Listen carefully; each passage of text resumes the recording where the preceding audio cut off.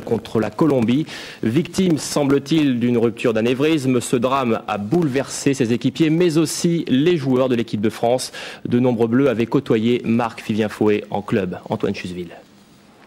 L'image est terrible. Marc-Vivien Foé, inanimé, sur la pelouse du stade Gerland à Lyon.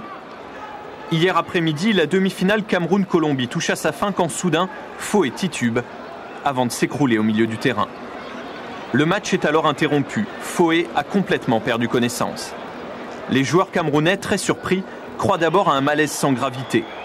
Très rapidement, Marc-Vivien Foé est évacué vers le bloc de réanimation du stade.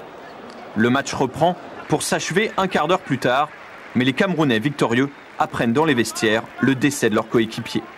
Au même moment, peu avant l'autre demi-finale au Stade de France, Jacques Santini et la sélection tricolore sont eux aussi informés du drame. Lors de la minute de silence et durant toute la rencontre, l'émotion est très forte. Sur le terrain, on a souffert sportivement.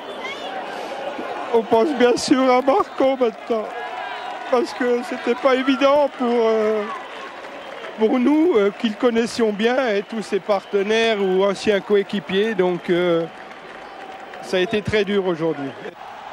Dès le début de la rencontre, Thierry Henry dédie son but à Marc-Vivien Foé en pointant le doigt vers le ciel. Au sein de l'équipe de France, beaucoup de joueurs l'avaient côtoyé, comme Grégory Coupé, son coéquipier à Lyon pendant plusieurs années. Un match où on pense à tout sauf au football, quoi. On pense à sa famille, on pense à ses proches, et puis au personnage qu'il était. C'était un mec extraordinaire, et c'était le grand frère dans un groupe, c'était celui qui montrait la voie, donc c'est dur d'apprendre un décès, surtout d'un rock comme lui, quoi. À 28 ans, Marc-Vivien Foé était un des meilleurs joueurs africains. Il évoluait en Europe depuis près de 10 ans, notamment à Lens ou à Lyon, sous la direction de Jacques Santini. Avec l'Olympique lyonnais, ce talentueux milieu de terrain avait remporté le championnat de France en 2002 et une Coupe de la Ligue en 2001. Pour expliquer son décès, on avance l'hypothèse d'une rupture d'anévrisme. Mais ce matin, encore rien d'officiel. En revanche, il paraît désormais certain que le Cameroun et la France disputeront bien la finale de cette Coupe des Confédérations. Ils devraient une nouvelle fois lui rendre hommage avant la finale dimanche soir.